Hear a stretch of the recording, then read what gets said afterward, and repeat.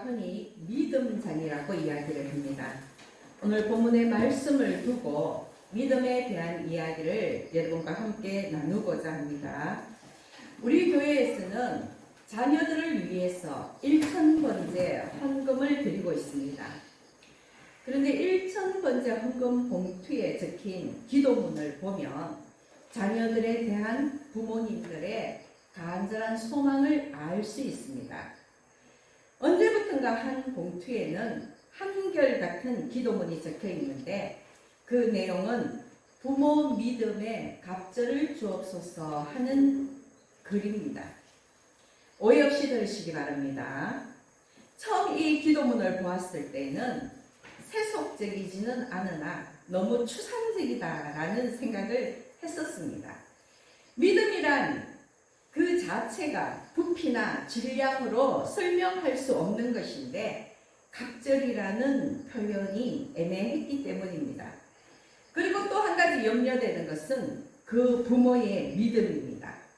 만약 그 부모의 믿음이 이 한 주먹 정도라면 그 자녀의 믿음은 2주먹 정도일 것이고 그 부모의 믿음이 땅만큼이면 자녀의 믿음은 바다만큼일 것인데 크리스찬 부모라면 그 누구도 자신의 자녀가 겨우 2줌 정도의 믿음이기를 바라는 사람은 없을 것입니다. 과연 그렇다면 부모의 믿음이 한 주먹 정도가 아니라 적어도 땅만큼일 자신은 있느냐는 것입니다.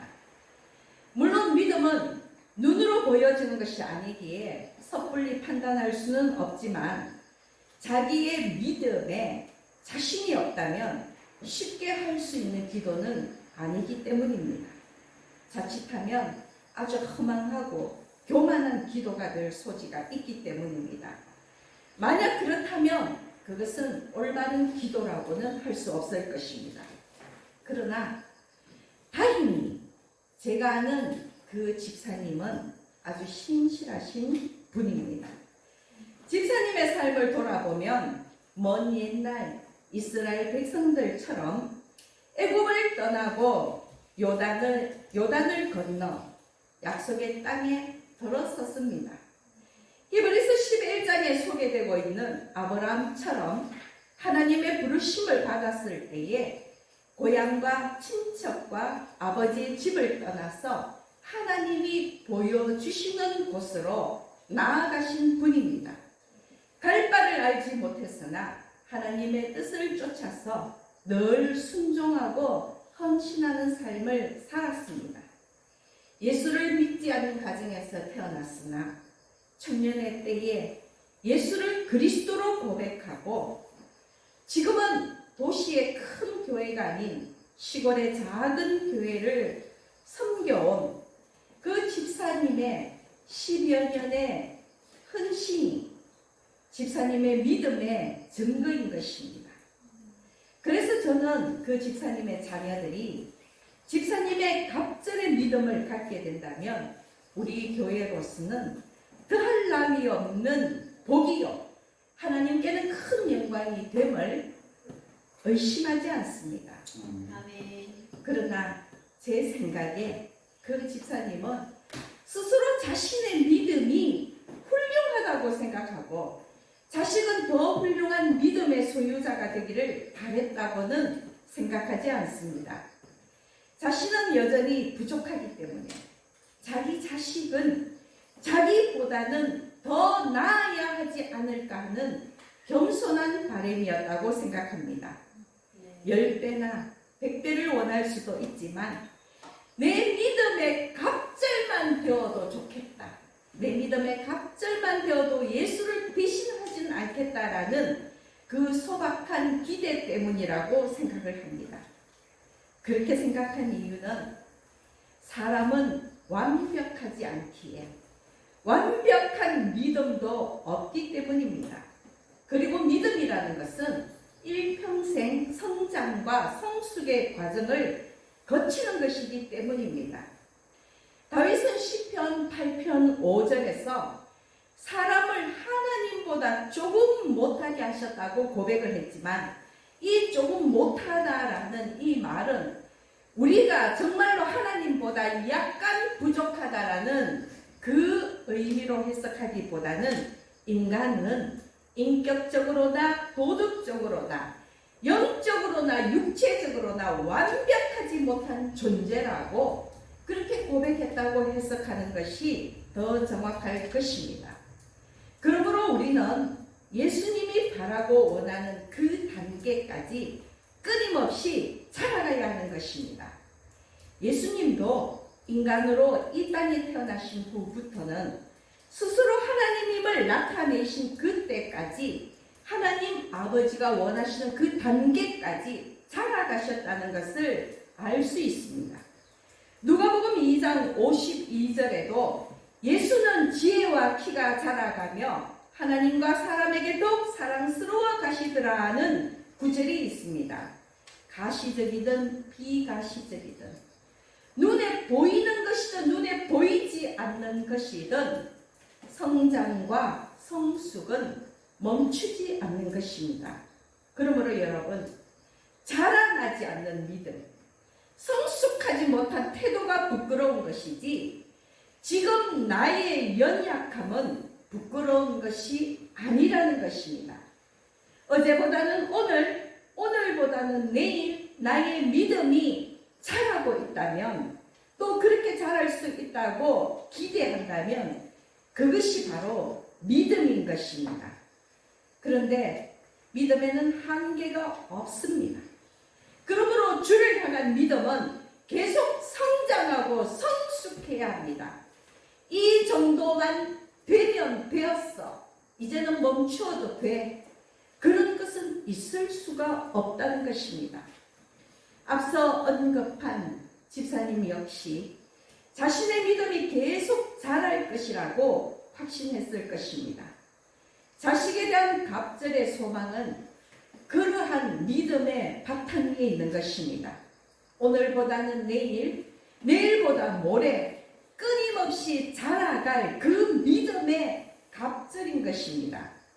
그래서 제 기도는 집사님의 자녀들이 집사님의 지금 믿음의 갑절이 아니라 집사님이 주님을 만나는 그 순간까지 계속 성장해 나갔을 그 믿음의 갑절을 갖게 해 주십사 하고 중보하는 것입니다.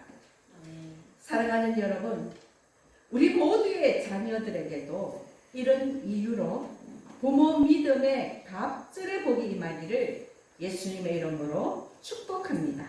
아멘. 그런데 아멘 하신 부모님들은 각오하십시오.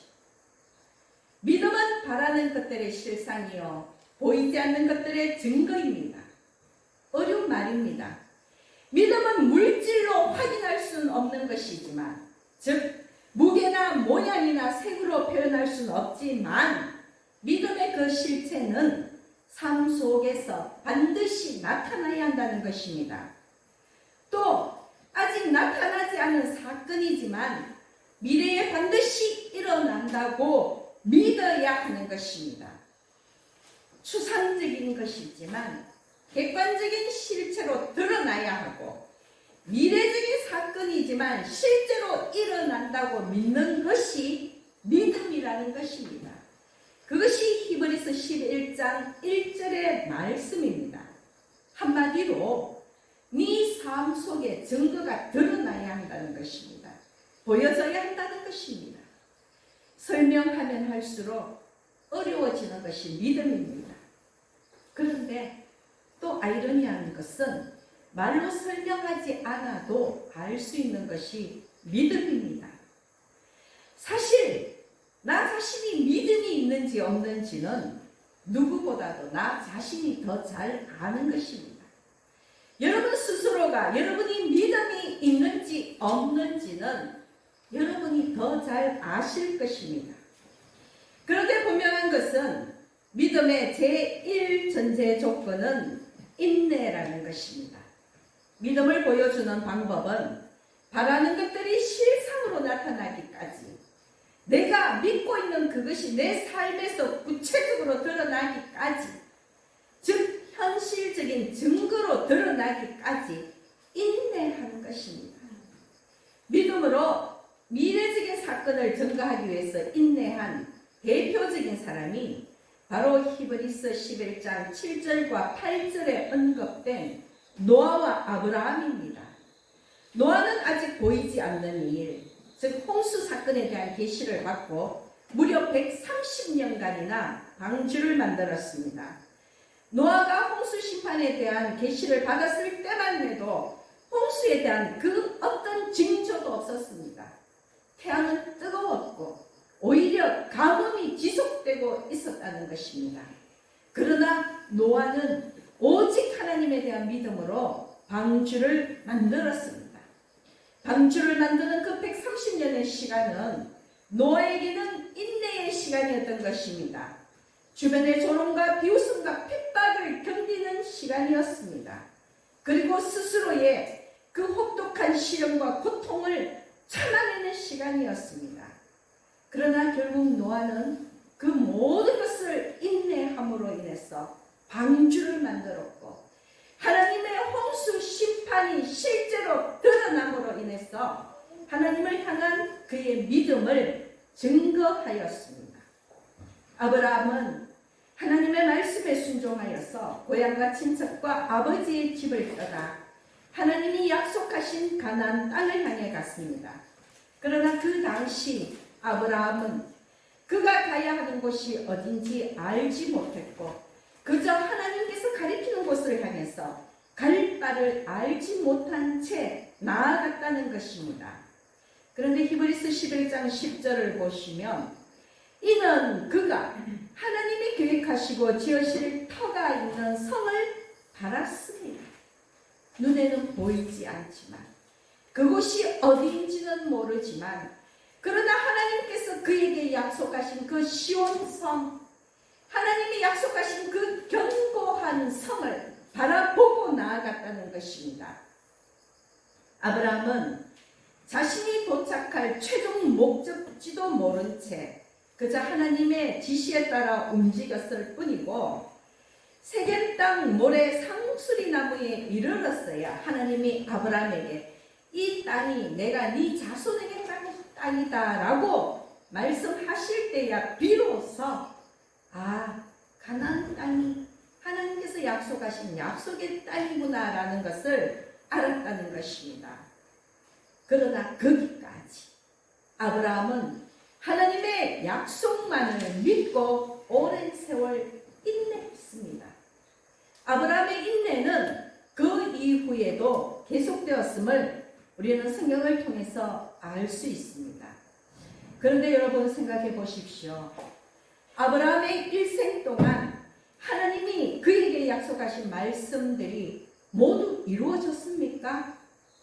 다시 말씀을 드린다면 이 아브라함이 약속의 땅 가나안에는 도착했지만 하늘의 허다한 별과 해변의 무수한 모래와 같은 그런 후손을 약속하신 하나님의 그 약속을 그가 살아생전 확인할 수 있었느냐는 것입니다. 그뿐만 아니라 그는 이 땅에서 그토록 바라던 그 견고한 집을 가질 수 있었습니까? 그의 일생은 정착하지 못하고 떠도는 장막 생활이었던 것입니다. 솔직히 아브라함이 하나님의 약속의 말씀을 듣고 믿음으로 바라본 그 도성이 하늘 도성, 시온성 뿐이었겠습니까?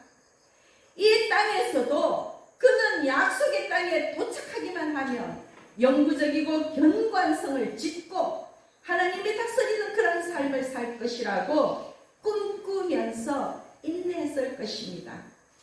그러나 안타깝게도 그는 평생 장막 생활을 했습니다. 더구나 아브라함이 약속의 땅 가나안에 입성했다 할지라도 실제로 그 가나안 땅이 이스라엘 백성의 소유가 된 것은 그로부터 수백 년 후의 일이었습니다. 인간적으로 간사하게 따져본다면 하나님의 그 약속은 일부는 아브라함의 일생 중에 이루어졌지만 일부는 아브라함의 일생 후에 이루어졌다는 것입니다. 그럼에도 불구하고 아브라함은 그 모든 보이지 않는 것들을 믿음으로 바라보고 인내했습니다. 그 말은 불확실한 인생의 여정 속에서 자신은 물론이겠거니와 가족과 친족과 권속과 그의 모든 소유까지도 하나님께 맡겼음을 의미합니다. 그것이 그의 믿음의 증거인 것입니다. 그래서 그의 후손들은 아브라함의 믿음대로 가나안 땅을 유업으로 얻었고 하늘의 별과 바다의 모래같이 헤아릴 수 없을 만큼 생육하고 번성했습니다. 아브라함은 그 일생에 볼 수 없었던 것까지도 바라봄으로 인해서 그의 믿음을 증거했던 것입니다. 여러분, 그것이 믿음입니다. 비록 나의 시간에 이루어지지 않는다 할지라도 하나님의 시간에 반드시 이루어질 것이라고 믿는 것, 나의 성취가 아니라 하나님의 성취를 기대하는 것이 믿음이라는 것입니다. 그래서 믿음에는 인내가 필요합니다. 여러분들께서 여러분들의 자녀들이 여러분들 믿음의 갑절의 믿음을 가지기를 원한다면 역시 우리가 인내한 그 갑절의 인내가 우리의 자녀들에게도 필요하다는 것을 인정해야 할 것입니다. 열왕기하 2장에는 갑절의 능력에 대한 이야기가 나옵니다. 엘리사와 엘리야에 대한 이야기입니다. 엘리야가 승천하기 전에 제자 엘리사에게 말합니다. 9절 10절 말씀을 보면 엘리야가 엘리사에게 이르되 나를 네게서 데려감을 당하기 전에 내가 네게 어떻게 할지를 구하라. 엘리사가 이르되 당신의 성령이 하시는 역사가 갑절이나 내게 있게 하소서 하는지라. 이르되 네가 어려운 일을 구하는도다. 그러나 나를 네게서 데려가시는 것을 보면 그 일이 내게 이루어지려니와 그렇지 아니하면 이루어지지 아니하리라 하고 라는 말씀이 있습니다. 엘리야가 하나님의 부르심을 받고 승천하기 전에 바로 그 승천하는 그 현장에서 그의 제자 엘리사에게 내가 네게 무엇을 해주기를 바라느냐고 물으니까 엘리사가 구한 것이 바로 그 스승의 갑절의 능력이었다는 것입니다. 여기서 갑절의 능력이란 액면 그대로 2배의 능력, 즉 엘리야보다 더 큰 능력을 구한 것일 수도 있지만 진정한 의미는 장자 상속법에 따른 2몫을 구한 것입니다. 무슨 말씀이냐면 신명기 21장 17절에 하나님께서 이스라엘 백성에게 허락하신 그 법을 보면 그 규례에 보면 아버지가 여러 아들들 중에서 장자에게는 2몫의 소유를 주어야 한다는 그러한 구절이 명시되어 있는 것입니다. 다시 말씀을 드리면 아들 중에 2몫을 받는 장자가 바로 그 아버지의 상속자요 후계자라는 것입니다. 그러므로 갑절의 능력을 요구한 엘리사의 진짜 마음은 자신을 엘리야의 후계자로 삼아달라는 그 요청인 것입니다. 당시 엘리야에게는 수많은 문화생들이 있었습니다. 소위 지금식으로 얘기하면 이 엘리야는 신학교의 교장과 같은 입장에 있었기 때문에 그를 따르는 많은 무리들이 있었던 것입니다. 엘리사는 바로 그러한 무리들 중에서 여러 제자들 중에서 자신이 엘리야의 사명의 계승자가 되고 싶었던 것입니다. 자신이 엘리야의 상속자가 되고 싶었던 것입니다. 그래서 갑절의 능력을 요구한 것입니다. 바꿔 얘기하면 2몫을 구한 것입니다. 나를 당신의 상속자로 삼아 주십시오. 이 얘기라는 것입니다. 그러나 엘리야의 답변대로 이것은 어려운 일입니다. 왜냐하면 엘리야 선지자의 후계자는 엘리야가 아니라 하나님이 정해 주시는 것이기 때문입니다. 물론 엘리사는 엘리야의 후계자가 되었습니다. 역시나 그것이 하나님의 계획임은 당연한 것이겠지요. 그리고 그 이후에 엘리사는 엘리야처럼 수많은 기적을 일으켰습니다. 그러나 엘리사가 일으킨 그 기적이 엘리야의 갑절이나 되었는지는 성경을 통해서는 확인할 수 없습니다. 중요한 것은 엘리사는 분명 엘리야의 후계자가 되었다는 것입니다. 엘리사가 일으킨 그 이적은 엘리야처럼 엘리사가 하나님의 선지자로 엘리야를 계승했다라는 것을 보여주는 증거입니다. 그런데 여러분, 엘리사의 경우처럼 우리의 자녀가 우리 믿음의 갑절을 소유한다면 바로 우리의 후계자, 믿음의 상속자가 되는 것입니다. 갑절의 믿음, 갑절의 능력에는 그러한 의미까지도 포함되는 것입니다. 그러므로 집사님의 기도문이 의도했든지 의도하지 않았든지는 알 수 없지만 성경적으로 볼 때 집사님의 자녀가 집사님의 믿음의 후계자가 되어서 믿음의 계보를 잇게 해달라는 간절한 소망이 담겨 있는 것입니다. 여러분도 마찬가지이지만 저 역시 저의 두 아들이 믿음의 상속자가 되어서 열방교회를 든든히 받쳐줄 것을 기대하고 기도하고 있습니다. 그런데 여러분, 우리의 자녀가 우리 믿음의 두 몫을 차지하고 믿음의 계보를 잇기를 바라신다면 또 우리는 각오해야 합니다. 갑절의 능력은 갑절의 수고와 책임이 따르기 때문입니다. 내 자녀에게 하나님의 은혜가 갑절로 임하고 내 자녀가 하늘나라의 상속자가 되기를 원한다면 나의 자녀가 갑절로 인내해야 하고 갑절로 고난받을 수도 있다는 것을 각오해야 한다는 것입니다. 여러분, 그것까지 각오하고 계십니까? 아멘. 아멘. 그 각오가 있어야 믿음입니다. 고난 없는 영광은 없습니다.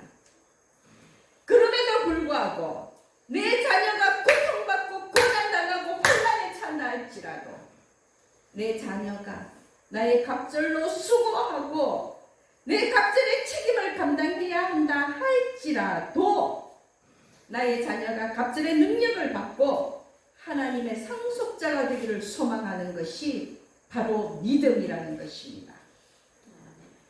사랑하는 나의 자녀가 가는 그 길이 꽃길이 아니라 가시밭길이라 할지라도 그 길이 천국길이요 주께서 나의 자녀와 끝까지 함께 하시며 지켜주실 것이라고 믿는 그것이 바로 믿음입니다.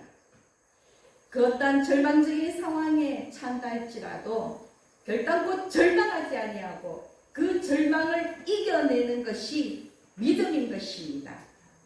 그러한 믿음을 여러분들이 소유하시기를 소망합니다.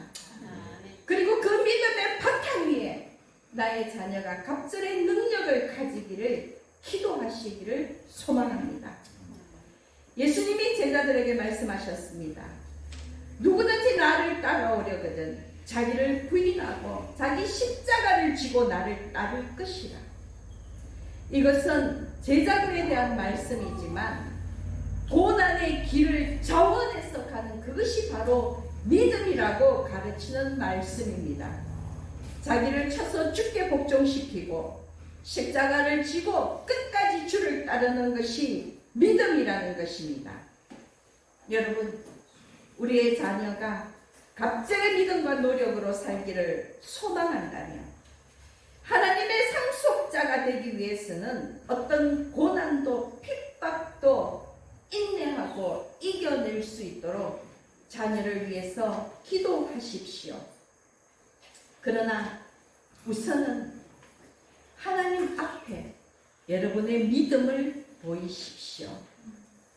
우리의 믿음이 자녀의 갑절의 능력의 기준이 될 것입니다. 하나님의 잣대의 기준이 될 것입니다. 우리의 믿음이 우리의 삶 속에 증거로 드러나고 하나님의 약속이 성취되기를 소망하며 인내해야 할 것입니다. 그리할 때에 하나님은 우리 자녀들에게 믿음의 믿음을 더하셔서 하늘나라를 상속하실 것입니다. 그래서 오늘도 예수님은 우리에게 너희 믿음이 어디 있느냐고 물으십니다.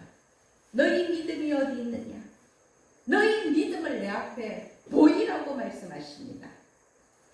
오늘 이 시간 말씀을 함께 나눈 우리 모두는 예수님의 이러한 질문에 절대 당황하지 않고 내 삶을 믿음의 증거로 보여드릴 수 있기를, 우리의 자녀가 하나님의 상속자로 세워질 수 있기를 예수님의 이름으로 축복하고 또 축복합니다. 아멘. 기도드리겠습니다.